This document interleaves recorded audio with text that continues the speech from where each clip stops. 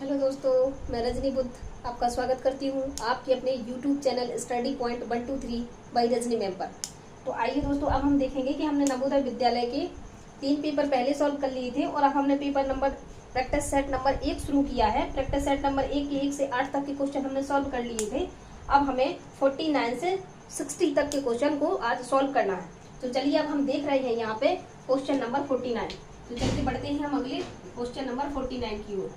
तो question number 49 में क्या दिया गया है कि किस धन का 10% वार्षिक ब्याज की दर से 3 वर्ष में साधारण ब्याज 300 रुपया है। तो सबसे पूछ रहा है पहले किस धन का, यानी जो हमें इसमें दर कितनी दी रही है 10% वार्षिक ब्याज की दर से 3 वर्ष में समय हमें कितना दिया गया है 3 वर्ष, और इसका साधारण ब्याज जो है कितना, यानी सिंपल इंटरेस्ट कितना दिया गया है 300 रुपये है। सिंपल इंटरेस्ट 300 रुपये है और इसमें हमें पी का मान बताना है। तो देखिए बच्चों, इसको कैसे सॉल्व करते हैं। तो हम यहाँ सिंपल इंटरेस्ट यानी साधारण ब्याज का फॉर्मूला लगाएंगे। तो ये क्या हो जाएगा कि मूलधन गुणा दर गुणा समय बटा 100। तो देखिए हमें यहाँ पे सिंपल इंटरेस्ट का मान दिया गया है 300 रुपया बराबर मूलधन कितना है, मूलधन हमें ज्ञात करना है। दर का मान कितना दिया गया है 10%, दर कितनी दी गई है 10%। समय कितना दिया है 3 वर्ष और बटे में 100। अब देखेंगे हम कि ये 0 से 0 कट जाएगा और ये 3 से ये 3 कट जाएगा। अब हम देखेंगे तो इसका यहाँ गुणा होगा तो ये क्या हो जाएगा 1000 और बराबर पी। तो देखिए हमसे यही पूछा गया था कि मूलधन कितना है, तो हमारा आंसर आ गया कि मूलधन 1000 है। आशा करती हूँ बच्चों ये आपको अच्छे से समझ में आ गया हो, यानी हमने क्वेश्चन नंबर 49 को अच्छे से कंप्लीट कर लिया है। अब हम पढ़ेंगे 50 क्वेश्चन नंबर। चलिए तो देखते हैं 50 क्वेश्चन नंबर में क्या दिया गया है हमको। तो क्वेश्चन नंबर 50 देखेंगे अब हम। क्वेश्चन नंबर 50 में हमसे बोला गया है कि निम्न में से, यानी ये क्वेश्चन दिया गया है और जो हमारे क्वेश्चन का जो आंसर मतलब जो आंसर आना चाहिए वो दिया है 10.01। क्या दिया है 10.01। तो इसका जो पहला ऑप्शन दिया गया है, पहले ऑप्शन में क्या लिखा है 100.1%। चलिए पहले हम इसको सॉल्व करते हैं। तो इसका मतलब क्या होगा 101 बटे, और ये परसेंट का मतलब क्या हो जाएगा बटे में 100। अब जब हम इसका बटे में 100 करेंगे और इसका इसमें क्या करेंगे भाग लगाएंगे। तो देखिए ये यहाँ पे दशमलव तो पहले से लगा है, यहाँ पे दशमलव पहले से लगा है और 2 अंक बाद दशमलव और खिसकेगा, यानी पहले दशमलव यहाँ लगा है, 2 जीरो का भाग लगेगा तो दशमलव यहाँ आ जाएगा, मतलब क्या हो जाएगा 001। तो देखिए हमारे ऑप्शन में क्या ऐसा है, तो इसका मतलब है ये तो हमारा आंसर बिल्कुल नहीं है। अच्छा अब हम चेक करेंगे बी नंबर का ऑप्शन। तो बी नंबर के ऑप्शन में हमें दिया गया है 0.001%, ये दिया गया है। चलिए इसको हम सॉल्व करते हैं। तो देखिए यहाँ पे क्या लिखा है हमारा 0.100 और ये परसेंट का मतलब होता है बटे का 100। अब हम देखिए कि हमारा दशमलव यहाँ लगा है, बटे में 100 लिखा है, तो इसको 2 अंक दशमलव को और आगे की ओर खिसकना है। मतलब क्या हो जाएगा, देखिए ये हो जाएगा 0.00101। तो देखिए क्या हमारे प्रश्न में ऐसा दिया गया है, तो ये ऐसा तो बिल्कुल नहीं दिया गया है, इसका मतलब ये भी हमारे सवाल का आंसर नहीं है। अब हम देखते हैं ऑप्शन नंबर तीसरा। ऑप्शन नंबर तीसरे में लिखा है 101%। क्या लिखा है 101%। चलिए इसको भी सॉल्व करते हैं। तो ये हम लिखेंगे 101 बटे, परसेंट का मतलब क्या होता है बटे का 100। अब हम देखेंगे कि नीचे 2 जीरो है, यानी 2 अंक, 2 अंक बाद हमारा दशमलव लगेगा, तो क्या हो जाएगा 10.01। और देखिए यही हमारे प्रश्न में दिया गया था, यही हमारा यहाँ दिया गया है। इसका मतलब हुआ कि हमारा ऑप्शन नंबर सी एकदम बिल्कुल सही है। आशा करती हूँ बच्चों ये आपको अच्छे से समझ में आया होगा। यानी इस प्रकार से हमने क्वेश्चन नंबर 50 को भी कंप्लीट कर लिया है। अब हम पढ़ेंगे क्वेश्चन नंबर 51। चलिए तो देखते हैं क्वेश्चन नंबर 51 में हमसे क्या पूछा गया है। Question number 51। तो देखिए क्वेश्चन नंबर 51 में हमसे बोला गया है कि 42 के गुणनखंडों की संख्या लिखिए। बहुत प्यारा क्वेश्चन है। क्या पूछा गया है कि 42 के गुणनखंडों, इसकी गुणनखंडों की संख्या। तो देखिए गुणनखंडों की संख्या हमें कैसे बतानी है, इसका एक शॉर्टकट तरीका है, आप उसको ध्यान से समझिए। सबसे पहले हम क्या करेंगे कि 42 का एलसीएम गुणनखंड काटेंगे। तो 2 से काटेंगे तो क्या हो जाएगा 21, फिर 3 से काटेंगे तो कितना हो जाएगा 7 की 21, फिर 7 से काटेंगे तो ये आया। अब जब हमें इसका गुणनखंड लिखना है तो हम लिखेंगे 2 गुणा 3 गुणा 7। जब हम इन सबका गुणा करेंगे तो क्या आएगा 42। बच्चों गुणनखंड निकालने के लिए आप ध्यान से समझिए, इसकी एक शॉर्टकट ट्रिक है जो मैं आपको बताती हूँ। गुणनखंड देखिए, गुणनखंड इसके ऊपर कितने की घात है 1 की, इसके ऊपर भी कितने की घात है 1 की, इसके ऊपर भी कितने की घात है 1 की। तो जब भी बच्चों हमें गुणनखंड हमसे पूछा जाए कि गुणनखंडों की संख्या, क्या पूछा जाए गुणनखंडों की संख्या, तो देखिए कैसे करना है। देखिए बच्चों यहाँ पे हमें करना है कि जो भी इनकी घात आई हो उस घात को 1 बढ़ा के लिखना है। जैसे यहाँ 1 आया है तो 1 को बढ़ा के लिखेंगे तो क्या हो जाएगा 2। यहाँ भी 1 आया है, 1 को बढ़ा के लिखेंगे तो क्या आ जाएगा 2। यहाँ पे भी क्या आया है 1, और 1 को बढ़ा के लिखेंगे तो क्या हो जाएगा 2। अब हम इनका गुणा करेंगे तो 2 दूनी 4, 4 दूनी 8। इसका मतलब है कि 42 की जो गुणनखंडों की संख्या है वो कितनी हो जाएगी 8।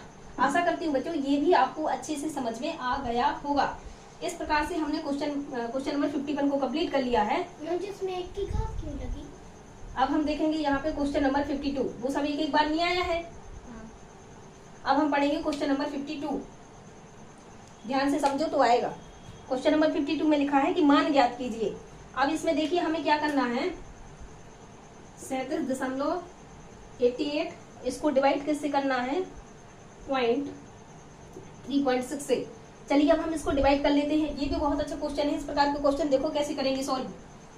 तो इसको हम देखेंगे इसका मतलब क्या लिखा है। इसका मतलब लिखा है कि 37.188, इसको भाग किससे लगाना है 3.16 से। अब देखिए हम क्या करेंगे, अब सबसे बड़ी समस्या है हमारे पास दशमलव की।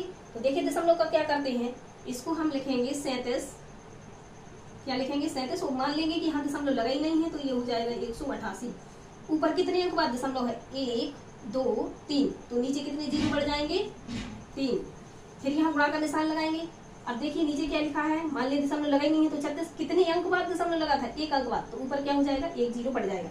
इस प्रकार से हमने देखिए दोनों ही संख्याओं का दशमलव को हटा लिया है। अब हम क्या करेंगे, ऊपर के जीरो से नीचे का जीरो हमने काट दिया, तो ये कितना हो जाएगा 37,188 बटे ये 36 ज्यों का त्यों रहेगा, और 2 जीरो अभी और भी बचा है। अब हमें इसको क्या करना है, काटना है।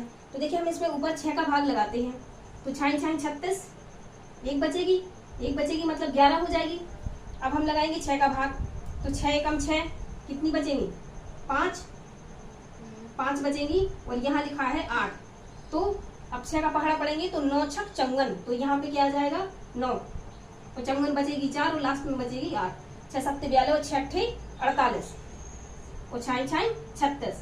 यानी इसमें हमने ऊपर वाले को काटा, 6 से भाग लगाया तो हमारा आंसर इतना आया, और नीचे वाले से भाग लगाया तो इतना आया। अभी हम इसमें एक बार और भी 6 से भाग लगा सकते हैं। चलिए चेक करते हैं कैसे। देखिए 6 एकम 6, अब 1 में तो 6 का भाग जाएगा नहीं तो जीरो लग जाएगा, फिर 6 एकम 6, फिर 6 एकम नहीं 6 एकम 6 हो गया, फिर भाग नहीं लगा तो ये 19 हो गया, और 6 दूनी 12, 6 3 18, फिर 1 बचेगी, फिर 6 3 18, और नीचे 6 एकम 6, नीचे क्या बच गया 100। अब हम देखेंगे ध्यान से, देखो यहाँ पे कितने जीरो हैं 2, तो ऊपर जो है 2 जीरो बाद 2 अंक बाद दशमलव लगेगा, यानी 1 2, यानी यहाँ दशमलव लगना है, यानी 10.3। तो ये हमारे सवाल का आंसर आ गया। आशा करती हूँ आपको क्वेश्चन नंबर 52 भी अच्छे से समझ में आ गया होगा। इसमें तो कुछ नहीं था, दशमलव का खेल था, बस हमें उसी को सॉल्व करना था। अब हम पढ़ेंगे क्वेश्चन नंबर 53। तो देखिए क्वेश्चन नंबर 53 में क्या दिया गया है। क्वेश्चन नंबर 53, क्वेश्चन नंबर 53 में क्या बोला गया है कि एक संतरे का मूल्य 2.5 रुपया है। एक संतरा, यहाँ पे हम क्या खरीद रहे हैं संतरा, और यहाँ पे उसका क्या लिखा है रुपए, क्या लिखा है रुपए। अगर हम एक संतरा खरीदते हैं तो हमें उसका 2.5 रुपया देना पड़ता है। कितना देना पड़ता है 2.5 रुपया, यानी 2 रुपये पूरे और 1 रुपया आधा। इसको आप ऐसा भी लिख सकते हैं, ये 2.5 रुपया है। इसको जब आगे सॉल्व करेंगे तो 2 दूनी 4 और 1 5/2 भी लिख सकते हैं। ये क्या लिखा है 5/2 को ही क्या बोला जाता है 2.5 रुपया। अब एक संतरे की कीमत तो है कि अगर हम एक संतरा खरीदेंगे तो हमें दुकानदार को 2.5 रुपया देना पड़ेगा। अब हमने क्या किया है 2.5 रुपए है 3.5 दर्जन, तो 3.5 दर्जन का मतलब क्या होता है। देखिए मैं आपको बता दूं कि एक दर्जन का मतलब क्या होता है 12। हमने कितने खरीद, आधा दर्जन, जब एक दर्जन का मतलब 12 है तो आधा दर्जन का मतलब क्या हो जाएगा बताइए। आधा दर्जन का मतलब 6 है। हमने कितने खरीदी है 3.5 दर्जन, तो एक दर्जन में 12, तो 3 दर्जन में कितने हो जाएंगे 12, और 3.5 में 6, इतना आ गया 12 3 36 और 6 यानी 6 और 6 कितने हुए 12, यानी हमने 42 संतरे खरीदे। 3.5 दर्जन का मतलब देखिए ये 3 दर्जन पूरे और ये आधा दर्जन, और 1 दर्जन में कितने होते हैं 12। ठीक है, तो ये हो गया हमारा। और चाहे हम ऐसा लिख लें या इसको ऐसा भी लिख सकते हैं, 3 दर्जन पूरे और ये आधा दर्जन, और आधा दर्जन का मतलब यहाँ पे 12। इसको भी जब हम आगे सॉल्व करेंगे तो ये हो जाएगा 12 × 36 प्लस इसको सॉल्व करेंगे तो 6, और फिर आगे जाकर भी हमारा क्या बनेगा 42 ही बनेगा। हमें खरीदना था 3.5 दर्जन का मतलब 1/2, इतने दर्जन हमें क्या खरीदने हैं संतरे, इसकी वैल्यू हमको बतानी है। ये हो गया, ये तो मैंने आपको समझाने के लिए बताया है कि इतना होता है। आगे समझिए, अब हमने मतलब 42 संतरे खरीदे। यदि हम एक संतरा खरीदते हैं तो हमें इतने रुपए देना पड़ते हैं, तो 42 संतरे का मूल्य क्या होगा। तो यहाँ देखिए आप क्या बचेगा 42 संतरे का मूल्य। तो देखिए 42 संतरे का मूल्य क्या बन रहा है, तो 42 को हम ज्यों का त्यों लिखेंगे, और एक संतरे की कीमत इतनी है तो इतने की कितनी होगी, इसमें 5/2 का गुणा कर देंगे, तो 21 दूनी 42, 21 पंचे 105। तो देखिए हमने जो 42 संतरे खरीदे हैं तो हमें दुकानदार को 105 रुपए देना पड़ेंगे। आशा करती हूँ आपको क्वेश्चन नंबर 53 भी अच्छे से समझ में आ गया होगा। अब हम पढ़ेंगे क्वेश्चन नंबर 54। देखिए क्वेश्चन नंबर 54 में क्या दिया गया है,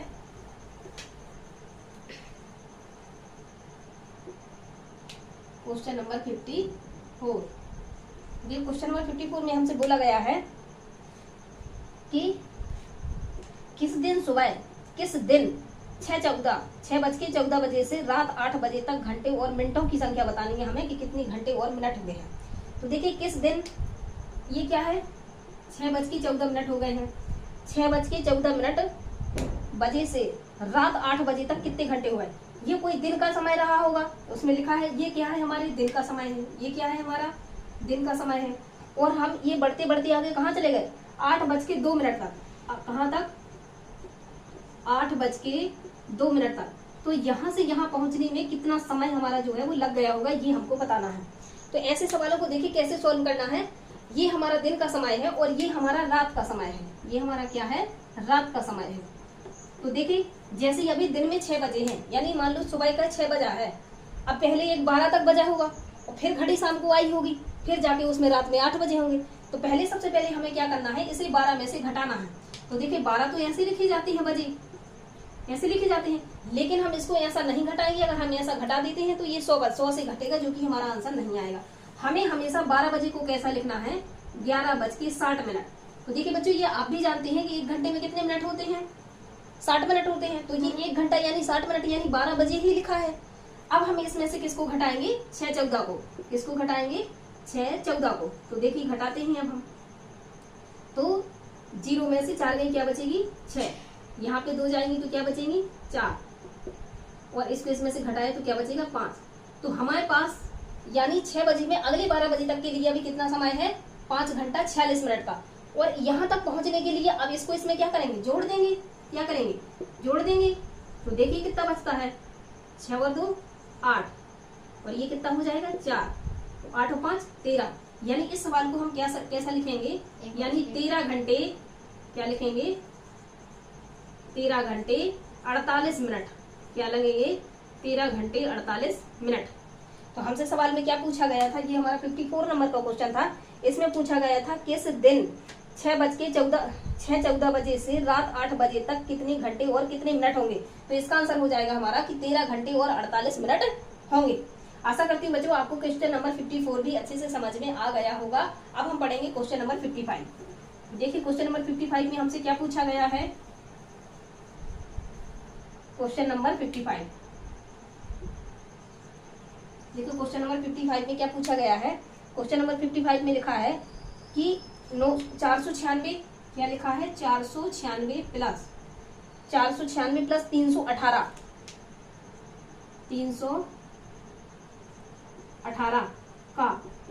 का निकटतम सैकड़ा पूछा है। क्या पूछा है निकटतम सैकड़ा। ये भी बहुत प्यारा क्वेश्चन है, निकटतम सैकड़ा, निकटतम सैकड़ा। तो देखिए निकटतम सैकड़ा कैसे करना है हमको। जब भी हमसे सैकड़ा की बात करें तो हमें क्या करना है दूसरा अंक देखना है, क्या करना है दूसरा अंक देखना है।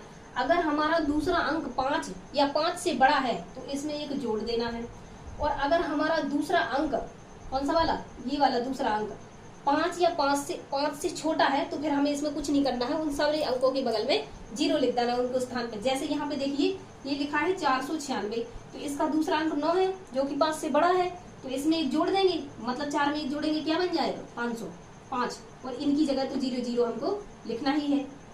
प्लस यहाँ पे देखिए इसका ये दूसरा वाला जो अंक है वो क्या है 1 है, जो कि 5 से छोटा है, तो हमें उसमें कुछ नहीं करना है, इसको ज्यों का त्यों लिखा और 2 0 के 0 लगा देंगे। 500 में 300 जोड़ेंगे तो क्या हो जाएगा हमारा 800। आशा करती हूँ बच्चों आपको क्वेश्चन नंबर 55 भी अच्छे से समझ में आ गया होगा। अब हम पढ़ेंगे क्वेश्चन नंबर 56। चलिए देखते हैं 56 में क्या लिखा है। बारिश हो रही है बाहर। क्वेश्चन नंबर 56, तो देखिए क्वेश्चन नंबर 56 में क्या बोला गया है। क्वेश्चन नंबर 56 में लिखा है कि 3 किलोमीटर की दूरी चलने में अभय को समीर से 2 घंटे अधिक लगते हैं। अभय को समीर से 2 घंटे अधिक लगते हैं और यदि अभय अपनी चाल को दुगना कर दे तो उसे समीर से 1 घंटा कम लगेगा, तो अभय की चाल बताना है। तो देखिए इसमें 2 लड़के दिए गए हैं, कौन कौन से, एक अभय है और एक समीर है। कौन है, एक अभय है और एक समीर है। तो हमने मान लिया कि इनकी जो चाल है, यानी जो अभय है कि x किलोमीटर प्रति घंटा की चाल से जाता है, x किलोमीटर प्रति घंटा, और ये जो अभय है ये जाता है y किलोमीटर प्रति घंटा की चाल से। आशा करती हूँ तो आप समझ रहे होंगे।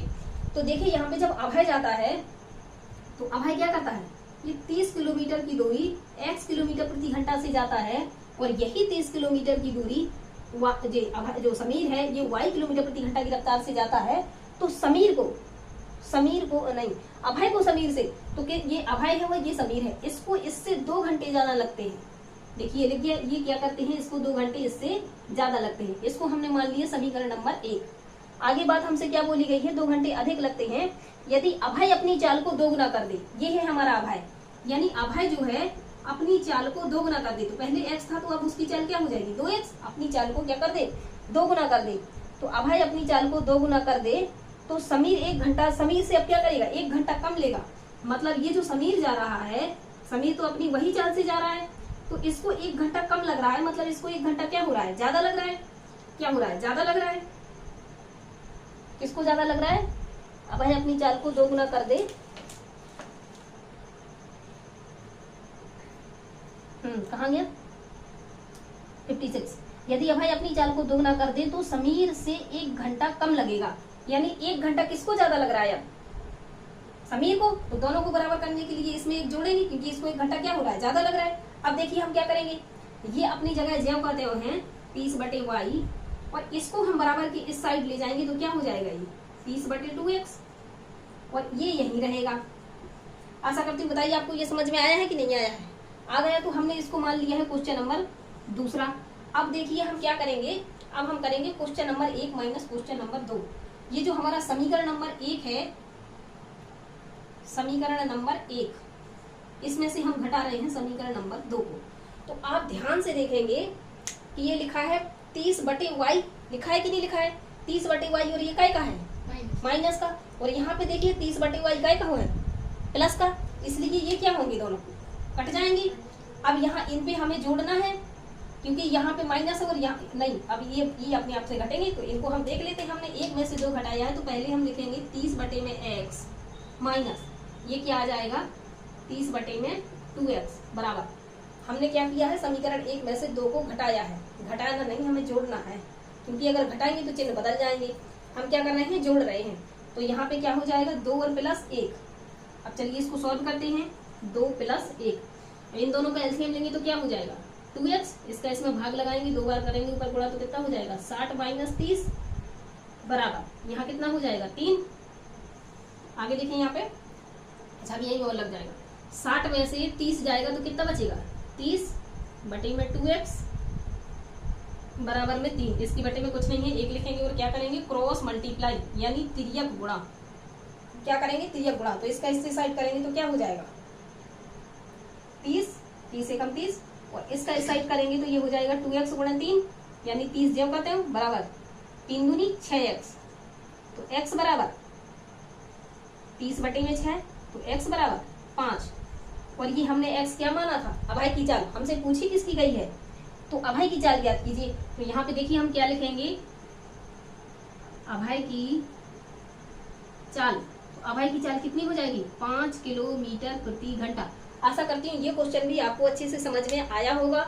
यदि बच्चों ये क्वेश्चन आपको समझ में नहीं आता है यहाँ पे जोड़ना, तो आप मुझे कमेंट में जरूर बताइए, मैं इस क्वेश्चन को दोबारा भी बता दूंगी जिससे आपको कोई तकलीफ ना जाए। तो इस प्रकार से हमने क्वेश्चन नंबर 56 को कंप्लीट कर लिया है। अब हम पढ़ेंगे क्वेश्चन नंबर 57। तो देखते हैं कि हमें क्वेश्चन नंबर 57 में क्या दिया गया है या हमसे क्या पूछा गया है। क्वेश्चन नंबर 57, तो देखिए क्वेश्चन नंबर 57 में हमसे बोला गया है कि एक व्यक्ति 30 किलोमीटर की यात्रा को 6 घंटे में पूरा करता है। एक व्यक्ति 30 किलोमीटर की यात्रा को 6 घंटे की चाल से तथा शेष 40 किलोमीटर की यात्रा को 5 घंटे में पूरा करता है, तो पूरी यात्रा के लिए औसत चाल ज्ञात कीजिए। सबसे पहले बच्चों देखिए इसमें देखते कि हमसे दिया क्या गया है। तो एक व्यक्ति जो है वो 30 किलोमीटर कितना जाता है, 30 किलोमीटर कितने घंटे में पूरा करता है। ये एक्चुअल में क्या है, हमारी दूरी है, ये क्या है, दूरी है। तो 30 किलोमीटर की दूरी को कितने घंटे में पूरा कर लेता है, वो 6 किलोमीटर प्रति घंटा की चाल से जाता है। नीचे क्या लिखा है हमारा, चाल, 6 किलोमीटर प्रति घंटे की चाल से जाता है। तो यहाँ पे देखिए किलोमीटर से किलोमीटर कट जाएगा, 6 पंचे 30, यानी 6 किलोमीटर की दूरी करने में यहाँ पे क्या बचा है, घंटा, उसे 5 घंटे का समय लगता है। यानी कोई व्यक्ति है जैसे 30 किलोमीटर की दूरी 6 किलोमीटर प्रति घंटा की चाल से जाने में कितने घंटे का समय लगता है, 5 घंटे का। ये क्या निकल के आया है हमारा समय, यानी उसको कितना लगता है, समय। आगे क्या दिया गया है, 57 नंबर सवाल है। आगे हमसे बोला गया है कि 40 किलोमीटर की दूरी, फिर क्या बोल रहा है कि 40 किलोमीटर की जो दूरी है इसको तय करने में उसको कितना समय लगता है, 5 घंटे में पूरा कर लेता है। कितने घंटे में, 40 किलोमीटर की दूरी को 5 घंटे में, ये भी 5 घंटे का समय में पूरा कर लेता है। हमसे पूछ रहा है कि औसत चाल क्या है, क्या पूछ रहा है, एवरेज स्पीड, औसत चाल, औसत चाल। तो देखिए औसत चाल का मतलब क्या होता है, या इसका फॉर्मूला क्या हो जाएगा, कुल दूरी, क्या हो जाएगा, कुल दूरी बटे कुल समय, क्या हो जाएगा, कुल दूरी बटे कुल समय। तो अब आप देखेंगे कि कुल दूरी कितनी है, उसने 40 किलोमीटर यहाँ चली और 30 किलोमीटर यहाँ चली, तो कितनी हो जाएगी, 30 प्लस 40। कुल समय कितना है, 5 घंटे का समय उसे यहाँ लगा था और 5 ही घंटे का समय उसको यहाँ लगा है। तो आप देखेंगे कि 40 में 30 जोड़ेंगे कितना हो जाएगा, 70 बटे 5 और 5 जोड़ेंगे तो कितना हो जाएगा, 10। इसको काट दिए तो उसकी औसत चाल जो है वो कितनी हो जाएगी, 60 किलोमीटर प्रति घंटा। तो ये हमारे सवाल का आंसर हो जाएगा। आशा करती हूँ बच्चों आपको क्वेश्चन नंबर 57 भी अच्छे से समझ में आ गया होगा। अब हम पढ़ेंगे क्वेश्चन नंबर 58। देखते हैं क्वेश्चन नंबर 58 में हमसे क्या बोला गया है। तो क्वेश्चन नंबर 58, देखिए क्वेश्चन नंबर 58 में हमसे बोला गया है कि संक्रिया, इसमें दिया गया है 9 प्लस 7 भागे, आगे क्या दिया गया है, 4 गुणा 5, और इसके बराबर में क्या आएगा, ये हमसे पूछा गया है। चलिए देखिए, तो हमने सबसे पहले बताया कि सबसे पहले हमें कोष्टक को सॉल्व करना है। किसको सॉल्व करना है, कोष्टक को। तो चलिए हम 9 में 7 जोड़ेंगे तो कितना हो जाएगा, 16 भागे 4 गुणा 5। यहाँ तक आ गए। आशा करती हूँ यहाँ तक आपको समझ में आया होगा। इसके बाद कोष्टक के बाद किस चिन्ह को सॉल्व करते हैं, भाग के चिन्ह को। तो देखिए 16 बटे ये क्या हो जाएगा, 4 गुणा 5। आशा करती हूँ यहाँ तक भी आपको अच्छे समझ में आ गया होगा। 4 का ऊपर भाग लगाएंगे तो 4 चौको 16 गुणा 5, दोनों का गुणा कर देंगे तो कितना हो जाएगा, 4 पंचे 20। तो ये जो हमारे सवाल का है, सवाल नंबर 58 का हमारा आंसर कितना आ गया है, 20। आशा करती हूँ बच्चों आपको ये क्वेश्चन भी अच्छे से समझ में आ गया होगा। ये तो बहुत नॉर्मल सा सवाल था, इसमें तो कुछ था ही नहीं, लेकिन आपको समझने के लिए ये भी काफी है। अब मैं देखती हूँ, अब हम पढ़ेंगे क्वेश्चन नंबर 59। देखते हैं क्वेश्चन नंबर 59 में क्या दिया गया है। क्वेश्चन नंबर 59, क्वेश्चन नंबर 59 में बोला गया है कि दो संख्याओं का लासा, लासा मतलब एलसीएम, यानी एलसीएम। तो दो संख्याओं का जो हमें एलसीएम है वो कितना दिया गया है, 225। कितना दिया गया है, 225। और क्या दिया गया है, उनका मासा यानी HCF। HCF हमें कितना दिया गया है, उनका मासा दिया गया है 5। उसमें से एक संख्या भी दी गई है, एक संख्या उसमें से कितनी दी गई है, 25। एक संख्या कितनी है, 25। और दूसरी संख्या हमसे पूछ ली है कि दूसरी संख्या कितनी होगी। तो देखिए बच्चों, अगर आपको लग रहा हो कि इसमें एलसीएम का फुल फॉर्म और एचसीएफ का फुल फॉर्म क्या होता है तो सुन लीजिए। इसका मतलब होता है लोवेस्ट कॉमन मल्टीपल। इसका मतलब क्या होता है, हाईएस्ट कॉमन फैक्टर। तो ये दोनों इनके फुल फॉर्म हो जाएगा। इसको हिंदी में बोलते हैं लघुत्तम समापवर्तक, इसको महत्तम समापवर्तक। तो ये हमारा इसका हो जाएगा। अब इसका आप फॉर्मूला समझिए। मैं पहले भी आपको बता चुकी हूँ कि दो अंकों की संख्या का जो होता है, तो 2 अंकों की संख्या का जो गुणनफल है वो उनकी एलसीएम और एचसीएफ के गुणनफल के बराबर होता है। इसके बराबर होता है एलसीएम और एचसीएफ के क्या होता है, गुणनफल के बराबर होता है। तो देखिए इसमें से एक संख्या तो हम, ये हमारा क्या हो जाएगा बच्चों, ये हमारा फॉर्मूला हो जाएगा। अब हम देखेंगे इसमें से एक संख्या तो हमें कितनी दी गई है, 25 दी गई है, लेकिन दूसरी हमसे पूछ ली गई है बराबर एलसीएम कितना दिया गया है हमें 225, एचसीएफ कितना दिया गया है 5। चलिए सॉल्व कर लेते हैं। 25 से इसको काट देंगे तो 25 अट्ठे 225 नम्मा 225। तो यहाँ पे जो दूसरी संख्या आएगी वो कितनी हो जाएगी, 9 गुणा में 5, यानी दूसरी संख्या बराबर क्या हो जाएगा 9 पंचे 45। आशा करती हूँ बच्चों आपको क्वेश्चन नंबर 59 भी अच्छे से समझ में आ गया होगा। और इस क्वेश्चन को आप अपने नोटबुक में अच्छे से नोट कर लीजिए। ये एक प्रकार का फॉर्मूला है जो आपको बहुत काम की आएगा आगे। इस प्रकार से अब हम देखेंगे क्वेश्चन नंबर 50। अब हम देखेंगे इस प्रकार से क्वेश्चन नंबर 60। हमने 59 तक कंप्लीट कर लिए हैं। अब हमें देखना है क्वेश्चन नंबर 60। तो क्वेश्चन नंबर 60 में क्या लिखा है कि 35 36 2 में क्या पूछ रहा है कि इसमें पूछ रहा है कि 5 के स्थानीय मान और उसके आंकिक मान। चलिए पहले हम 5 के स्थानीय मान निकालते हैं। तो सबसे पहले 5 लिखेंगे और अब हम देखेंगे कि इसमें कितने अंक लिखे हैं 5 के बाद 1 2 3। तो इसके आगे कितने जीरो बढ़ेंगे, 3 जीरो। ये तो हो गया हमारा 5 का स्थानीय मान। और पूछ रहा है कि उसका आंकिक मान। आंकिक मान संख्या का वही होता है जो वो संख्या होता है, मतलब 5 ही है। आगे क्या पूछ रहा है, मानों में अंतर क्या है। अब इसमें हमें घटाना है। अंतर का मतलब क्या होता है, घटाना। तो देखिए 10 में से 5 जाएंगे तो क्या बचेगा 5। फिर यहाँ पे 10 में से 1 जाएगी तो 9, फिर 10 में से 1 जाएगी तो 9, फिर 10 में से 1 जाएगी तो 4। मतलब 49 95 हमारी इस सवाल का आंसर आ जाएगा। आशा करती हूँ बच्चों ये हमारा था क्वेश्चन नंबर 60। ये कौन सा था हमारा, क्वेश्चन नंबर 60। आशा करती हूँ बच्चों आपको क्वेश्चन नंबर 60 तक, यानी हमने यहाँ से पढ़ना शुरू किया है 49 से क्वेश्चन नंबर 60 तक, ये क्वेश्चन भी आपको अच्छे से समझ में आ गए होंगे। इस प्रकार से हमने पेपर सेट नंबर 1 को, प्रैक्टिस सेट नंबर 1 को अच्छे से कंप्लीट कर लिया है। अगर इसमें आपको किसी प्रकार की कोई दिक्कत जाती है तो आप मुझे कमेंट करके जरूर बताएं। मैं आपकी समस्या को सॉल्व करने का जरूर प्रयास करूंगी। जय भीम, जय भारत।